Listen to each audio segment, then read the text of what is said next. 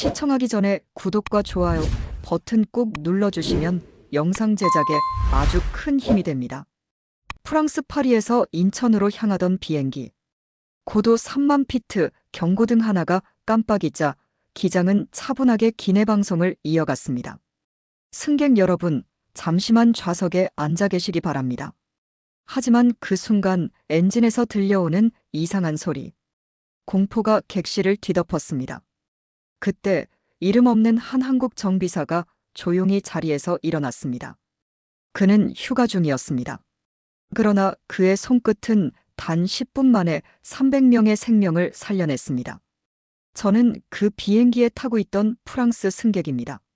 그리고 그날 저는 한국을 다시 보게 되었습니다. 안녕하세요. 저는 프랑스 리옹에서 살고 있는 앙투안 루카스라고 합니다. 올해 66, 회사 생활을 정리하고 손자들과 보내는 시간이 더 많아진 나이입니다. 평범한 회사원으로 살아온 저는 인생에서 단 한 번, 진짜 죽음을 실감한 날을 잊을 수 없습니다. 그 경험은 제 삶의 무게를 완전히 바꾸어 놓았습니다. 그날은 가족과 함께 한국으로 향하던 비행기 아니었습니다. 파리 샤를드골 공항에서 이륙한 지 얼마 되지 않았던 시간이었죠. 아내는 한국 드라마의 팬이었고 두 아이는 K-팝을 흥얼거리며 들떠 있었죠. 딸아이는 이어폰을 꽂고 어깨를 들썩였고 아들은 서울 지도를 펼쳐놓고 형광펜으로 줄을 그었습니다. 저는 그저 그들의 행복한 웃음을 보며 이번 여행은 완벽하겠구나라고 생각했습니다. 비행기가 이륙한 지 약 3시간쯤 되었을까요? 시차 적응을 위해 창문 덮개를 내리고 잠을 청하는 사람들이 많아졌습니다. 기내는 차분했고 객실 조명은 부드럽게 어두워졌습니다. 창밖엔 구름이 흘렀고 잔잔한 클래식 음악이 흘러나왔습니다. 베토벤의 월광 소나타였던 것으로 기억합니다. 하지만 그 고요함은 오래가지 않았습니다. 빛. 기체 어딘가에서 들려온 날카로운 경고음. 그것은 단순한 알림음이 아니었습니다. 그 순간 좌석 화면이 번쩍이며 ENGIN이 ALERT라는 글자가 떴습니다. 빨간색 경고등이 깜빡이기 시작했습니다. 저는 순간적으로 숨이 막혔습니다. 심장이 귓가에서 쿵쿵 울리는 소리가 들렸습니다. 승무원들은 침착하게 움직였지만 그들의 얼굴엔 긴장이 가득했습니다. 훈련받은 대로 움직이고 있었지만 눈빛만큼은 숨길 수 없었던 것이죠. 기장은 방송으로 말했습니다. 승객 여러분, 안전을 위해 잠시만 좌석에 앉아 계시기 바랍니다. 하지만 그 목소리 속엔 미세한 떨림이 느껴졌습니다. 수십 년간 수많은 사람들의 목소리를 들어온 제 귀는 그 떨림을 놓치지 않았습니다. 사람들의 불안은 순식간에 공포로 변했습니다. 누군가 짐칸을 열려다 승무원에게 제지당했고 한 여성은 휴대폰을 꺼내려 했습니다. 아이들이 울기 시작했고 누군가는 기도문을 읊기 시작했습니다. 나지막한 기도 소리가 여기저기서 들려왔습니다. 저도 아내의 손을 꽉 잡았습니다. 그녀의 손은 차갑게 식어 있었고 떨리고 있었습니다. 설마 이게 마지막 여행이 되는 건 아니겠지? 창밖으로는 아무것도 보이지 않았지만 기내 전체가 진동하며 미세한 떨림이 느껴졌습니다. 비행기가 고도를 조금씩 낮추는 듯한 느낌이 들었고 귀가 먹먹해지기 시작했습니다. 좌석 아래로 전달되는 금속음. 뭔가 기계적인 것이 삐걱거리는 소리였습니다. 조용히 흘러나오던 음악은 꺼지고 대신 엔진의 불안한 소리만 들렸습니다. 그때였습니다. 승무원 한 명이 무전기로 누군가에게 다급히 말을 걸더니 순간 저쪽 통로가 열렸습니다. 그곳에서 파란 점퍼 차림의 남성 한 명이 조용히 일어섰습니다. 그는 여행객처럼 보였지만 주변 사람들의 반응은 달랐습니다. 승무원들이 그를 향해 길을 내주었습니다. 마치 그가 누군지 알고 있다는 듯 존중의 눈빛으로 길을 열어주었죠. 그의 표정엔 당황도 공포도 없었습니다. 그는 비상수납함에서 장비 하나를 꺼내더니 잠시 기내 엔진 점검 화면을 확인했습니다. 손가락이 빠르게 화면을 터치했고 데이터를 읽는 그의 눈빛은 날카로웠습니다. 그리고 아주 낮은 목소리로 말했죠. 연료 압력 밸브가 반응을 안 하네요. 재부팅이 아니라 직접 접근해야 합니다. 그의 말투는 단호했습니다. 그 말에 승무원이 숨을 삼켰습니다. 표정이 창백해졌지만 동시에 희망의 빛이 스쳤습니다. 그는 곧 조종실 쪽으로 향했지만 기장은 잠시 멈칫하며 묻습니다. 당신 누구십니까? 그는 간단히 신분증을 내밀었습니다. 대한항공 협력 엔지니어 한도윤입니다. 휴가 중이지만 지금은 시간이 없습니다. 그 순간 기장의 눈빛이 바뀌었습니다. 의심에서 신뢰로 바뀌는 순간이었습니다. 그리고 그는 고개를 끄덕였습니다. 좋습니다. 부탁드립니다. 그가 조종실로 들어가자 객실의 공기는 더 무거워졌습니다. 모두가 숨을 죽이고 기다렸습니다. 누군가 속삭였습니다. 저분이 우리를 살릴 수 있을까요? 떨리는 목소리였습니다. 하지만 아무도 대답하지 않았습니다. 저는 모니터를 바라보다가 문득 그의 뒷모습이 눈에 들어왔습니다. 조종실로 들어가기 직전 그가 잠시 뒤를 돌아본 순간이 있었습니다. 조용하지만 단단한 걸음 그리고 무서워하지 않는다는 확신이 보였습니다. 그때 제 마음속에서 무언가가 움직였습니다. 저 사람은 진짜 전문가다. 근거 없는 믿음이 아니었습니다.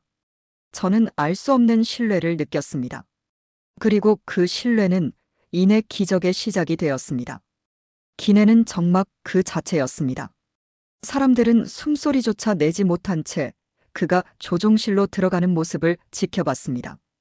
그의 파란 점퍼가 좁은 통로 끝으로 사라지는 순간 모든 시선이 그곳에 고정되었습니다.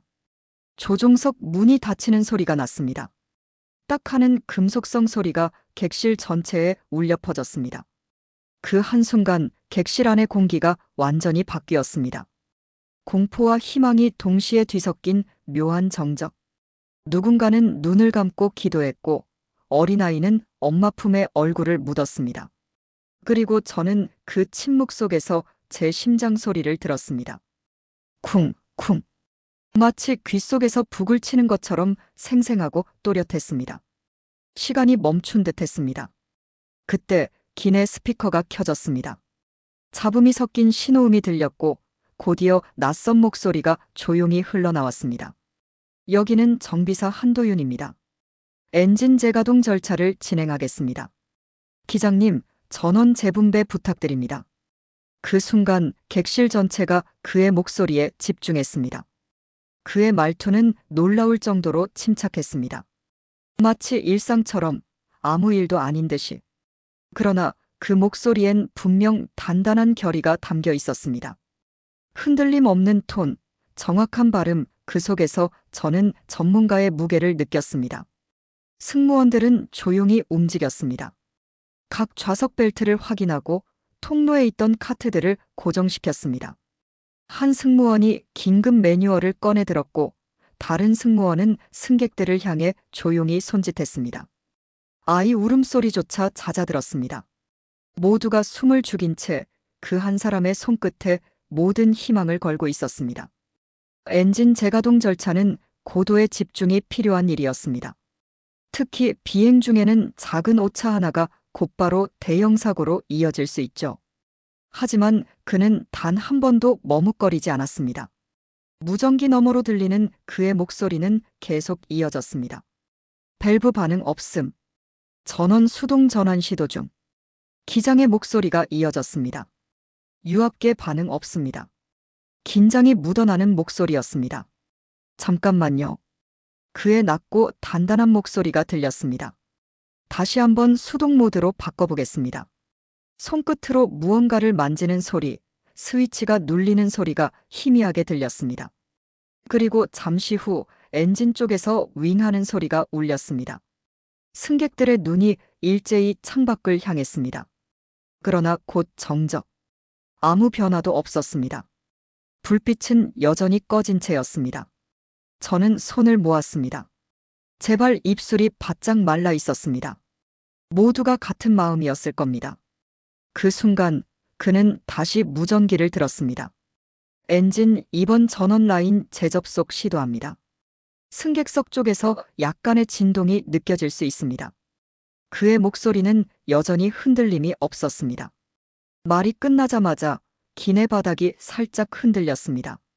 좌석 아래로 진동이 전달되었고 짐칸에서 무언가 덜컹거리는 소리가 났습니다. 승객들의 숨이 다시 가빠졌습니다. 어떤 이는 울음을 터뜨렸고 다른 사람은 살려달라고 외쳤습니다. 공포가 다시 객실을 휩쓸었습니다. 하지만 저는 이상하게도 그의 목소리가 들릴 때마다 마음이 진정되었습니다. 그는 마치 사람의 공포를 다 읽고 그에 맞춰 호흡을 조절하는 사람 같았습니다. 말 한마디 한마디가 우리를 붙잡아주는 밧줄처럼 느껴졌습니다. 유압회복 20%, 40% 기장의 목소리가 떨렸습니다. 하지만 이번엔 희망이 섞인 떨림이었습니다. 엔진 온도 정상화 확인. 그 순간 기장의 목소리가 처음으로 밝아졌습니다. 그 순간 객실에서 환호가 터졌습니다. 저는 본능적으로 자리에서 일어나 창밖을 봤습니다. 엔진의 불빛이 다시 전멸하기 시작했습니다. 그 꺼져가던 불이 다시 살아났습니다. 마치 심장이 다시 뛰기 시작한 것처럼 기체 전체가 생명을 되찾았습니다. 엔진 재가동 완료. 무전기 너머로 들린 그의 마지막 한마디. 그는 그 말을 마친 뒤 단 한 번도 자신을 자랑하지 않았습니다. 오히려 조용히 자리로 돌아와 기내 통로 한켠에 앉았습니다. 승무원이 물 한 컵을 건넸지만 그는 손을 저으며 말했습니다. 괜찮습니다. 아직 완전히 안정화된 건 아닙니다. 그의 표정은 여전히 진지했습니다. 그의 말에 저는 숨이 멎는 줄 알았습니다. 그러나 동시에 그의 차분한 태도에 이상한 안도감이 밀려왔습니다. 그는 끝까지 긴장을 늦추지 않고 있었고 그것이 오히려 저를 더 안심시켰습니다. 비행기는 곧 안전고도를 되찾았습니다. 객실의 조명은 다시 밝아졌고 아이들이 조심스레 고개를 들었습니다. 누군가는 박수를 쳤고 그 박수는 점점 커져 하나의 물결이 되었습니다. 사람들이 그를 향해 고개를 숙이고 손을 흔들었습니다. 그는 미소조차 짓지 않았습니다. 그저 조용히 손끝에 기름 자국을 닦으며 말했죠. 이제 괜찮을 겁니다. 그 말투는 약속처럼 들렸습니다. 그 말 한마디에 300명의 심장이 동시에 뛰기 시작했습니다. 착륙 순간의 충격이 잦아들자 기내는 믿기지 않는 정적에 잠겼습니다. 바퀴가 활주로에 닿는 순간의 둔탁한 충격 그리고 서서히 속도를 줄이는 기체의 떨림이 느껴졌습니다. 불빛이 켜지고 사람들은 서로의 얼굴을 확인했습니다. 누군가는 울었고 누군가는 손을 꼭 잡은 채 움직이지 못했습니다. 그제야 모두가 살아있다는 사실이 실감났습니다. 저 역시 가슴이 뭉클해지는 것을 느꼈고 목이 메어 말이 나오지 않았습니다. 비행기가 완전히 멈추자 객실 곳곳에서 박수가 터져나왔습니다. 처음엔 한두 사람이 시작한 박수였지만 곧 모든 승객이 손뼉을 쳤습니다. 그 박수는 곧 울음으로 바뀌었습니다. 어떤 이는 감사의 기도를 올렸고 어떤 이는 이름 모를 누군가에게 손을 흔들었습니다. 기장과 승무원들을 향한 감사의 표시였고 무엇보다 그 한국 엔지니어를 향한 경이었습니다. 저는 아직도 그 사람, 그 한국 엔지니어의 모습이 눈앞에 선했습니다. 조용히 통로 끝자리에 앉아 창밖을 바라보던 그의 뒷모습. 그는 구두끈을 묶듯 차분하게 자신의 가방을 정리했고 누군가의 시선을 피하듯 고개를 숙였습니다. 마치 아무 일도 없었던 것처럼 일상으로 돌아가려는 듯한 태도였습니다. 승무원이 다가와 감사 인사를 건넸습니다. 정말 감사드립니다, 한 엔지니어님. 조종사와 본사에서 바로 연락드릴 겁니다. 그는 고개를 숙인 채 웃었습니다. 저는 그냥 제 일 했을 뿐입니다. 그 말에 저는 숨이 멎었습니다. 어떻게 저렇게 담담할 수 있을까? 300명의 목숨을 구하고도 그냥 일했을 뿐이라니. 그의 손등에는 아직 엔진의 기름 자국이 남아 있었습니다. 검은 기름때가 손가락 사이사이에 묻어 있었고 손톱 밑에도 때가 끼어 있었습니다. 그 손으로 그는 300명의 생명을 구했습니다. 그 순간 저는 그 손이 얼마나 아름다운지 깨달았습니다. 비행기 문이 열리고 따뜻한 공기가 객실 안으로 스며들었습니다. 한국의 밤 공기는 프랑스와 달랐습니다. 조금 더 부드럽고 조금 더 습했습니다. 승객들은 한 사람씩 밖으로 걸어나가기 시작했지만 저는 자리에서 쉽게 일어나지 못했습니다. 다리에 힘이 풀려 있었고 마음은 아직 하늘 위에 머물러 있었습니다. 아내는 제 손을 잡고 말했습니다. 가요, 앙투안. 당신도 그에게 인사해야죠. 그녀의 목소리도 떨리고 있었습니다. 저는 천천히 통로를 걸었습니다. 조종석 근처에서 그가 여전히 점검표를 확인하고 있었습니다. 클립보드를 들고 무언가를 체크하고 있었고 기장과 낮은 목소리로 대화를 나누고 있었습니다. 조용히 다가가 말했습니다. 당신이 우리를 살렸어요. 제 목소리는 떨리고 있었습니다. 그는 고개를 들더니 아주 담담하게 대답했습니다. 아니요, 시스템이 복구된 것뿐입니다. 그의 어조엔 자랑도 감정도 없었습니다. 그저 기술자로서의 책임만이 담겨 있었습니다. 마치 고장난 전등을 고치고 온 것처럼 그렇게 자연스러웠습니다. 그런데 이상했습니다. 그의 목소리를 듣는 순간 눈물이 흘렀습니다. 아무 이유 없이 단지 그 진심이 느껴졌습니다. 그는 정말로 자신이 한 일을 대단하게 여기지 않고 있었고 그것이 오히려 더 큰 감동으로 다가왔습니다. 한국 사람들은 늘 이렇게 조용하게 영웅이 되나요? 제가 묻자 그는 잠시 멈추더니 웃었습니다. 처음 보는 그의 미소였습니다. 저는 영웅이 아닙니다. 그냥 누군가의 가족이 무사히 돌아가길 바랐을 뿐이에요. 그의 눈빛이 잠시 멀어졌습니다. 아마도 그의 가족을 떠올렸을 것입니다. 그 말이 제 마음 깊은 곳에 남았습니다. 가족을 위해 낯선 하늘 위에서 싸운 사람. 그의 모습은 제 안에 영원히 각인되었습니다. 저는 그날 이후로 진짜 용기란 무엇인지 배웠습니다. 그것은 소리치는 것도 자랑하는 것도 아니었습니다. 조용히 묵묵히 해야 할 일을 하는 것이었습니다. 비행기 밖으로 나오자 밤하늘 아래 활주로가 희미하게 빛났습니다. 인천공항의 불빛들이 반짝이고 있었고 먼 곳에서 다른 비행기들이 이륙을 준비하고 있었습니다. 멀리서 그가 기술팀과 함께 다시 비행기를 점검하는 모습이 보였습니다. 그는 여전히 조용히 묵묵히 일하고 있었습니다. 형광조끼를 입은 기술팀 사이에서 그는 특별해 보이지 않았습니다. 하지만 저는 알고 있었습니다. 그가 얼마나 특별한 사람인지. 그때 저는 마음속으로 다짐했습니다. 언젠가 이 이야기를 전해야겠다. 이 경험을 잊지 않겠다고, 그의 이름을 기억하겠다고, 그가 보여준 용기와 책임감을 세상에 알리겠다고 다짐했습니다. 그날의 침묵은 단순한 공포의 여운이 아니었습니다. 그건 존경이라는 감정의 형태였습니다. 그리고 그 존경은 제 인생을 바꿔놓았습니다. 저는 그날 이후 삶을 대하는 태도가 달라졌습니다. 더 겸손하게, 더 책임감 있게, 그리고 더 조용하게 살아가려 노력하게 되었습니다. 비행기에서 내린 다음 날 아침, 호텔 창문 너머로 파리의 하늘이 여전히 흐렸습니다. 커튼 사이로 새어들어오는 희미한 빛 속에서 저는 아직도 어젯밤의 여운에서 벗어나지 못하고 있었습니다. 그런데 제 휴대전화가 쉴 새 없이 울리기 시작했습니다. 메시지, 알림, 뉴스 속보. 모두 같은 제목이었습니다. 화면을 확인하는 순간 저는 숨을 멈췄습니다. 한국 엔지니어, 상공에서 여객기 엔진 재가동 성공. 승객 300명 구한 무명의 정비사, 세계를 감동시켰다. 각종 언론사의 속보가 쏟아지고 있었습니다. 처음엔 장난인 줄 알았습니다. 하지만 화면 속 사진을 보는 순간 심장이 멎는 듯 했습니다. 조종석 옆 조용히 서 있는 바로 그 남자. 한도윤 엔지니어였습니다. 파란 점퍼를 입고 클립보드를 들고 있는 그의 모습이 선명하게 보였습니다. SNS에서는 이미 한국인 엔지니어와 3만 피트 상공에서의 기적 이 두 해시태그가 폭발적으로 퍼지고 있었습니다. 트위터, 인스타그램, 페이스북 모든 플랫폼에서 그의 이야기가 회자되고 있었습니다.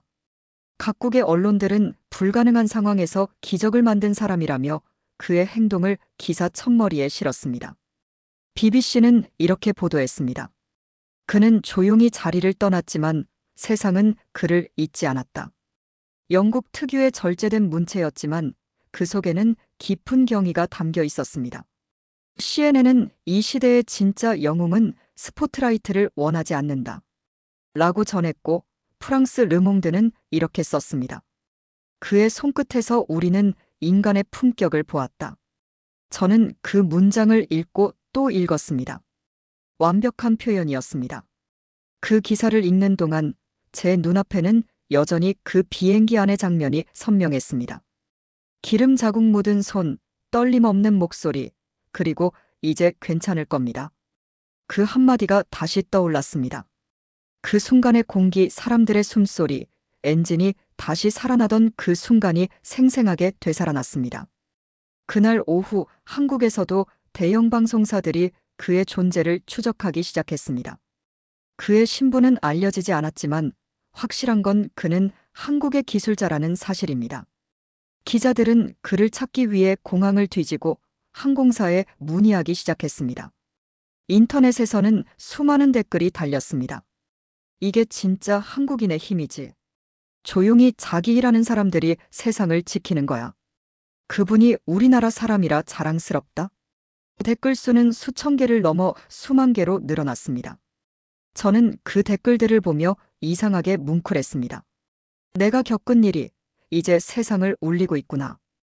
프랑스에서 일어난 일이 한국을 넘어 전 세계의 마음을 움직이고 있었습니다. 국경도, 언어도, 인종도 넘어서는 감동이었습니다. 며칠 후 대한항공 본사에서 공식 발표가 나왔습니다. 당시 휴가 중이던 정비 엔지니어 한도윤 씨가 긴급히 조종실 지원을 요청받아 수동, 복구 절차를 통해 비행 안정화에 기여했습니다. 그제야 그의 이름이 공식적으로 확인되었습니다. 그는 여전히 인터뷰를 거절했습니다. 심지어 언론의 카메라 앞에도 서지 않았습니다. 회사 측에서 수차례 요청했지만 그는 정중히 사양했다고 합니다. 다만 회사 동료들이 대신 전했습니다. 도윤 씨는 항상 기계는 거짓말을 안 한다고 말하던 사람입니다. 하지만 이번엔 그 사람이 기계를 살렸죠. 동료의 목소리에도 존경이 묻어 있었습니다. 그의 이야기는 곧 세계 여러 나라의 교과서에도 소개되기 시작했습니다. 위기 대처 사례, 엔지니어 윤리 리더십 교육, 그의 행동은 하나의 표준이 되었습니다. 미국의 MIT, 영국의 임페리얼 칼리지, 일본의 도쿄 대학에서도 그의 사례를 강의에 포함시켰다고 합니다. 프랑스 공영방송에서는 특별 다큐멘터리까지 제작했습니다. 제목은 하늘 위의 침묵, 그리고 한 사람. 그 다큐멘터리의 마지막에는 제가 인터뷰한 장면도 나왔습니다. 카메라 앞에 서는 것이 어색했지만 저는 진심을 전하고 싶었습니다. 그는 영웅이라 불리기 싫다고 했습니다. 하지만 우리 모두는 그날 진짜 영웅이 어떤 사람인지를 배웠습니다. 그 말을 하는 동안 제 목소리는 떨리고 있었습니다. 뉴스가 끝난 뒤 저는 조용히 노트를 꺼내 그날의 이야기를 적기 시작했습니다. 손이 떨렸지만 단 한 줄은 분명하게 썼습니다. 그가 살린 건 300명의 생명뿐 아니라 한 나라의 신뢰였다. 그리고 그 아래 덧붙였습니다. 그는 세상에 증명했다. 진정한 용기는 소리 없이 온다는 것을. 사건이 있은 지 한 달이 지나고 프랑스 리옹의 늦은 오후 햇살이 제 책상 위를 비췄습니다. 창밖으로는 가을이 익어가고 있었고 플라타너스 나무의 잎들이 노랗게 물들기 시작했습니다. 그날 이후 제 삶은 조금 달라졌습니다. 평범한 일상 속에서도 그 비행기 안의 침묵과 박수, 그리고 한 남자의 얼굴이 떠올랐습니다. 출근길에도 저녁 식사를 하면서도 잠들기 전에도 그의 모습이 눈앞에 어른거렸습니다. 어느 날 문득 저는 펜을 들었습니다. 메일이 아니라 손편지였습니다. 요즘 세상에 누가 손편지를 쓰냐고 아내가 웃었지만 저는 이건 반드시 손으로 써야 한다고 생각했습니다. 그의 이름 한도윤. 그 이름을 또박또박 적으며 저는 생각했습니다. 붓펜으로 한 획 한 획 정성껏 쓰면서 제 마음이 전해지길 바랐습니다. 이 사람에게 내 마음을 전해야 한다. 한도윤 씨, 서울, 대한민국. 안녕하세요. 저는 당신이 구한 승객 중 한 명인 앙투안 루카스입니다. 프랑스 리옹에서 평범한 회사원으로 살아온 66살의 남자입니다. 그날 이후 제 인생은 완전히 달라졌습니다. 당신은 300명을 살렸지만 저에게는 삶의 의미까지도 돌려주셨습니다. 매일 아침 눈을 뜰 때마다 저는 살아있다는 것에 감사하게 되었습니다. 저는 오랫동안 일이 전부라고 생각했습니다. 돈을 벌고 가족을 부양하는 게 삶의 전부라 믿었죠. 출세하고 승진하고 더 많은 것을 소유하는 게 인생의 목표라고 여겼습니다. 하지만 당신을 본 뒤 저는 처음으로 책임이라는 단어의 진짜 의미를 깨달았습니다. 책임은 권한이 아니라 조용히 짊어지는 무게라는 것을 배웠습니다. 당신이 보여준 침착함, 그리고 이제 괜찮을 겁니다라는 한마디는 제 마음을 평생 바꿔놓았습니다. 그 짧은 문장 안에 담긴 확신과 책임감을 저는 평생 잊지 못할 것입니다. 그날 이후로 저는 제 아이들에게 이렇게 말합니다. 진짜 강한 사람은 조용히 자신이 할 일을 하는 사람이야. 아이들은 처음엔 이해하지 못했지만 제가 그날의 이야기를 들려주자 고개를 끄덕였습니다. 언젠가 당신을 다시 만나 직접 감사 인사를 전하고 싶습니다. 제가 한국에 간다면 꼭 당신을 찾아뵙고 싶습니다. 커피 한 잔이라도 대접하게 해주십시오. 당신의 손끝이 세상을 바꿨습니다. 진심으로 감사합니다. 프랑스 리옹에서 앙투안 루카스 드림. 편지를 봉투에 넣으며 저는 오랜만에 가슴이 뜨거워지는 걸 느꼈습니다. 손이 떨렸고 눈가가 촉촉해졌습니다. 이건 단순한 감사의 표현이 아니었습니다. 그날 하늘 위에서 느낀 두려움과 존경, 그리고 한 사람의 진심이 내 안에 남긴 흔적이었습니다. 봉투에 우표를 붙이고 주소를 적으면서 저는 이 편지가 무사히 그에게 전해지길 간절히 바랐습니다. 며칠 후 서울로 보낸 편지의 답장이 돌아왔습니다. 한국 우표가 붙은 하얀 봉투를 받아든 순간 제 손은 떨렸습니다. 아주 짧은 그러나 진심이 담긴 손글씨였습니다. 깔끔하고 단정한 필체였지만 그 속에는 따뜻함이 묻어 있었습니다. 당신의 편지 잘 받았습니다. 저는 특별한 일을 한 게 아닙니다. 제자리에 있었을 뿐입니다. 당신이 무사히 가족과 함께 있다는 게 그 어떤 상보다 소중합니다. 세상은 여전히 위험하지만 우리가 서로를 믿을 수 있다면 그건 충분히 안전한 세상입니다. 김도연 드림. 그 편지를 읽으며 저는 한참 동안 아무 말도 하지 못했습니다. 책상 앞에 앉아 그 짧은 문장들을 몇 번이고 되풀이해 읽었습니다. 그의 문장은 짧았지만 그 안에는 삶의 철학이 담겨 있었습니다. 화려한 수사도 거창한 표현도 없었지만 진심만큼은 너무나 또렷했습니다. 서로를 믿을 수 있다면 그건 충분히 안전한 세상이다. 그 말이 머릿속을 떠나지 않았습니다. 저는 그 문장을 공책에 적었고 책상 앞 벽에 붙여두었습니다. 아내와 아이들에게 그 문장을 보여주자 그들도 고개를 끄덕였습니다. 딸아이는 그 문장을 사진으로 찍어 자신의 방에도 붙였습니다. 그날 이후 우리 가족은 매년 여름 한국으로 여행을 갑니다. 첫 해에는 서울만 다녀왔지만 점점 더 많은 곳을 여행하게 되었습니다. 부산, 제주도, 경주. 한국의 아름다움을 하나씩 발견해 갔습니다. 그리고 인천공항에 도착할 때마다 저는 활주로 저편을 바라보며 속삭입니다. 그가 지켜준 하늘이구나. 그 하늘 아래 저는 늘 감사한 마음으로 한국 땅을 밟습니다. 그날 이후 몇 해가 흘렀습니다. 세상은 여전히 빠르게 변했고 뉴스 속의 영웅들은 하루가 다르게 바뀌었습니다. 어제의 뉴스는 오늘이면 잊혀지고 새로운 사건이 헤드라인을 장식했습니다. 하지만 제 마음속에서 그날의 기억은 단 한순간도 흐려지지 않았습니다. 오히려 시간이 지날수록 더 선명해지고 더 깊이 각인되었습니다. 저는 매년 여름마다 가족과 함께 한국을 찾았습니다. 처음엔 단순한 관광이었지만 점차 그것은 일종의 순례가 되었습니다. 그 나라의 공항, 사람들, 그리고 하늘을 볼 때마다 그가 떠올랐습니다. 지금은 어디서 어떤 일을 하고 있을까? 그 단단하고 조용한 눈빛이 여전히 제 마음 어딘가에 남아 있었죠. 언젠가 다시 만날 수 있을까 하는 희망을 품고 살았습니다. 2025년 여름 서울 강서구의 한 항공기술박람회에서 저는 뜻밖의 이름을 발견했습니다. 전시회 팸플릿을 훑어보다가 그 이름이 눈에 들어왔습니다. 항공안전시스템 개발자 한도윤 엔지니어. 그 이름을 보는 순간 가슴이 두근거렸습니다. 손이 떨리기 시작했고 팸플릿을 쥔 손에 땀이 배었습니다. 설마 같은 사람일까? 확인하지 않으면 평생 후회할 것 같았습니다.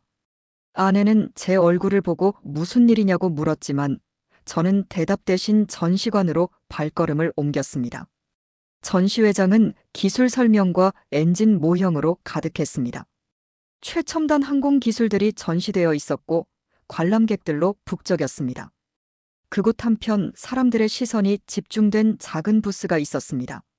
고급 비행 안전 시스템이라는 간판 아래 그는 여전히 조용히 단정한 자세로 서 있었습니다. 하얀 셔츠에 기름 냄새가 살짝 뺀 손. 몇 년이 흘렀지만 그 눈빛은 변하지 않았습니다. 여전히 침착하고 여전히 진지했습니다. 저는 조심스럽게 다가갔습니다. 심장이 터질 듯 뛰었고 무슨 말을 해야 할지 몰라 머뭇거렸습니다. 혹시 몇 년 전 항공사고 때 그가 고개를 들더니 잠시 저를 바라봤습니다. 그의 눈빛이 저를 알아보는 순간 공기가 달라졌습니다. 그리고 아주 짧게 웃었습니다. 아, 프랑스 승객분이시죠? 목소리는 여전히 차분했지만 따뜻함이 묻어 있었습니다. 그 한마디에 제 눈가가 뜨거워졌습니다. 그는 기억하고 있었습니다. 수많은 승객 중에 한 사람을 몇 년이 지난 지금까지 기억하고 있었습니다. 우리는 전시관 한켠에 마련된 의자에 마주 앉았습니다. 커피 2잔을 사이에 두고 우리는 서로를 마주 보았습니다. 그는 여전히 말수가 적었지만 그의 말에는 깊은 울림이 있었습니다.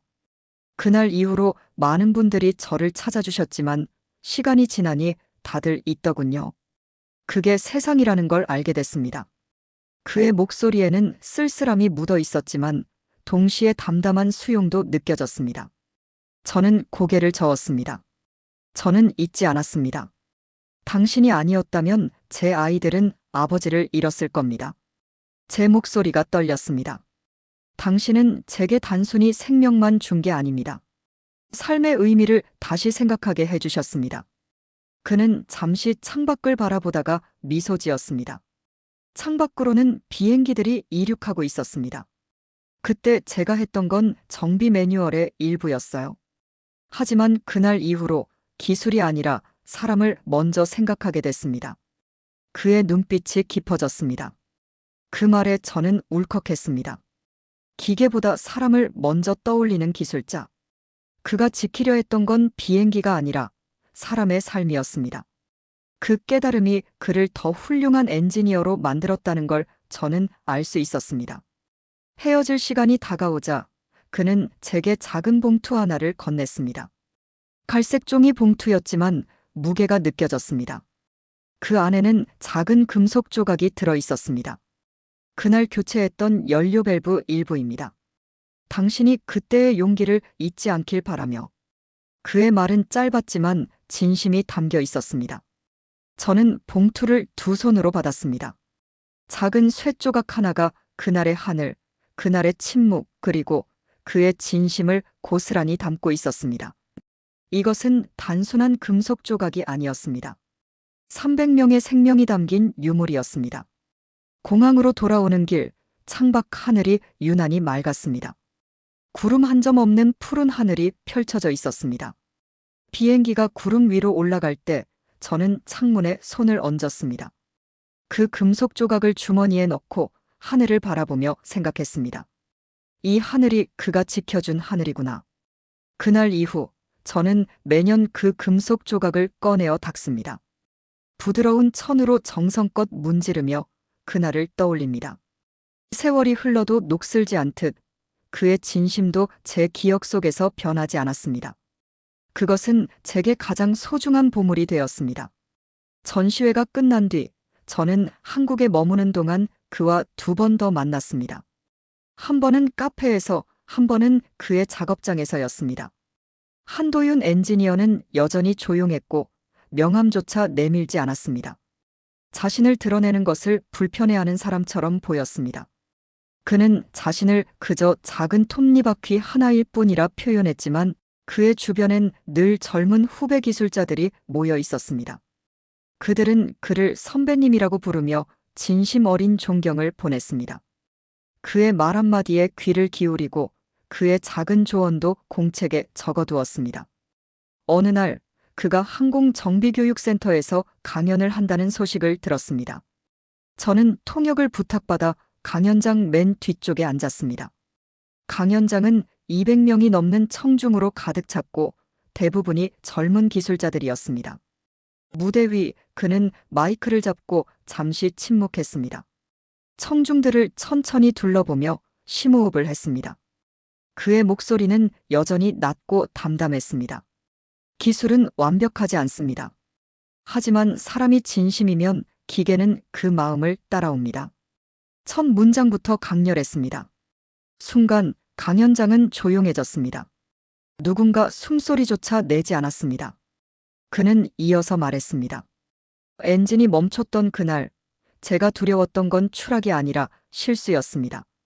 내가 맡은 자리를 지키지 못할까봐 그게 더 무서웠어요.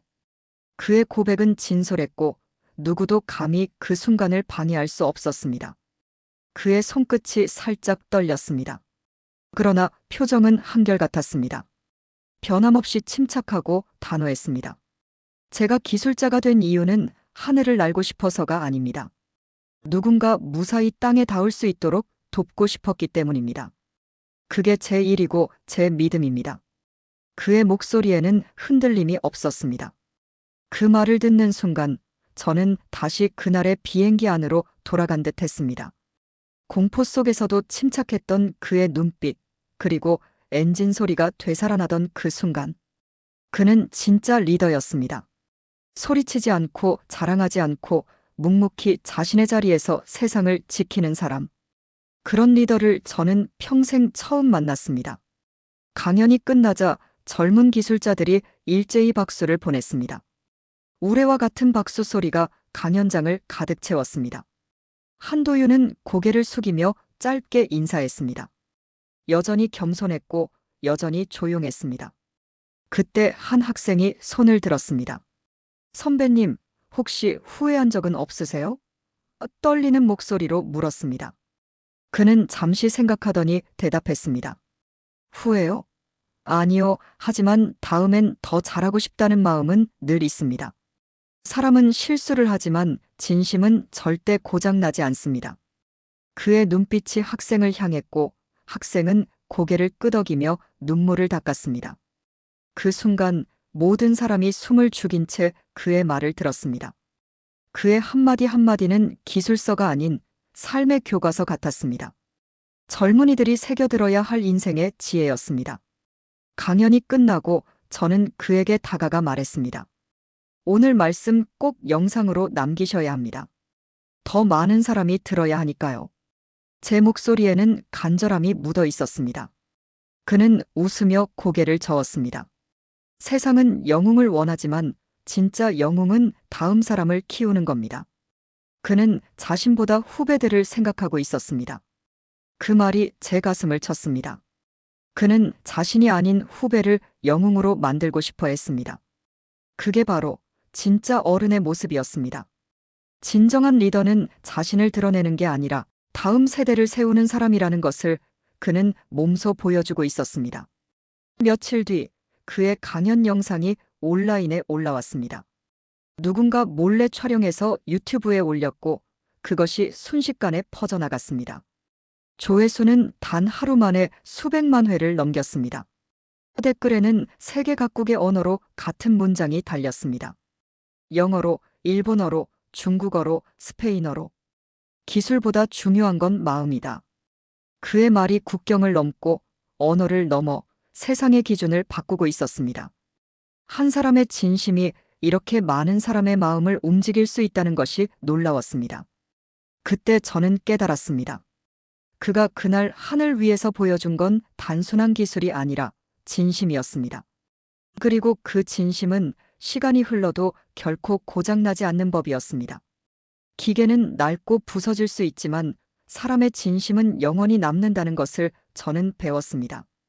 한국에서 돌아온 지 한 달이 흘렀습니다. 리옹의 가을은 깊어지고 있었고 낙엽이 거리를 수놓았습니다. 리옹의 하늘은 여전히 잔잔했지만 제 마음속에는 다른 하늘이 떠 있었습니다. 그날의 하늘, 그리고 그 안에서 만난 한도윤이라는 사람. 그의 얼굴은 시간이 지날수록 더 선명해졌고 그의 목소리는 제 귓가에 생생하게 남아 있었습니다. 책상 한쪽엔 아직도 그가 준 작은 금속 조각이 놓여 있습니다. 매일 아침 출근 전 저는 그것을 손에 쥐고 잠시 묵상합니다. 그건 단순한 부품이 아니라 믿음이라는 이름의 조각이었습니다. 손에 쥘 때마다 그날의 소리와 진심이 되살아납니다. 엔진이 다시 살아나던 순간의 울림, 사람들의 환호, 그리고 그의 침착한 목소리. 어느 저녁 아이들이 제게 물었습니다. 저녁 식사를 마치고 거실에 앉아 있을 때였습니다. 아빠, 그 엔지니어 아저씨는 지금도 하늘을 지키고 있을까? 딸아이의 순진한 질문이었습니다. 저는 잠시 생각하다 대답했습니다. 그래, 그는 여전히 자기 자리를 지키고 있을 거야. 그리고 그 자리를 믿고 하늘을 나는 사람들이 많을 거야. 아들도 고개를 끄덕이며 말했습니다. 아빠처럼요. 그 말을 하며 스스로 놀랐습니다. 예전 같으면 그런 낭만적인 말을 하지 않았을 테니까요. 저는 항상 현실적이고 실용적인 사람이었습니다. 하지만 이제는 압니다. 진짜 강한 사람은 조용히 자기 일을 하는 사람이라는 걸요. 그것이 진정한 힘이고 진정한 용기라는 것을 배웠습니다. 그 후 저는 회사에서도 작은 변화를 시작했습니다. 회의 중 불필요한 언쟁 대신 지금 우리가 사람을 위해 일하고 있는가? 라는 질문을 던졌습니다. 처음엔 동료들이 이상하게 생각했지만 점차 회의 분위기가 달라지기 시작했습니다. 그건 한도윤이 남긴 말의 힘이었습니다. 기술보다 중요한 건 마음이다라는 그의 철학이 제 일상에 스며들고 있었습니다. 몇 달 뒤, 저는 한국으로 엽서를 한 장 보냈습니다. 리옹의 구시가지가 담긴 아름다운 엽서였습니다. 당신이 보여준 진심은 국경을 넘어 제 삶을 바꿔놓았습니다. 저는 이제 어디에 있든 제자리에서 최선을 다하려 합니다. 당신의 하늘을 잊지 않겠습니다. 펜을 들고 한 글자 한 글자 정성껏 적었습니다. 보내고 나서 답장은 오지 않았지만 그건 괜찮았습니다. 그는 늘 말했죠. 진심은 말보다 행동으로 남는 거예요. 답장이 없다는 것은 그가 여전히 자기 자리에서 묵묵히 일하고 있다는 뜻이라고 생각했습니다. 이제 저는 매번 비행기를 탈 때마다 좌석 위 작은 조명 불빛을 바라봅니다. 그 불빛은 마치 괜찮습니다. 이제 안전합니다. 라고 말하는 것 같습니다. 그리고 그 안전이 누군가의 진심과 노력으로 지켜지고 있다는 것을 저는 잊지 않습니다. 조종사도 승무원도 정비사도 모두가 자신의 자리에서 최선을 다하고 있다는 것을요. 그날의 두려움은 사라졌지만 그날의 믿음은 여전히 제 안에 남아 있습니다. 오히려 두려움이 사라진 자리에 더 큰 믿음이 자리 잡았습니다. 그리고 저는 지금도 그 하늘을 향해 조용히 약속합니다. 당신처럼 저도 제 자리를 지키겠습니다. 비행기는 구름 사이를 천천히 뚫고 나아갔습니다. 엔진의 규칙적인 소리가 안정감을 주었고 창밖으로 펼쳐진 구름은 하얗게 빛났습니다. 창문 너머로 보이는 저 하늘 아래 언젠가 다시 마주하게 될 그 사람을 떠올리며 저는 조용히 눈을 감았습니다. 그리고 속으로 말했습니다. 감사합니다, 한도윤. 당신은 제게 삶의 의미를 다시 가르쳐 주었습니다. 작은 진심이 모여 세상을 바꾼다. 그리고 그 진심은 언제나 하늘 아래에서 다시 이어진다.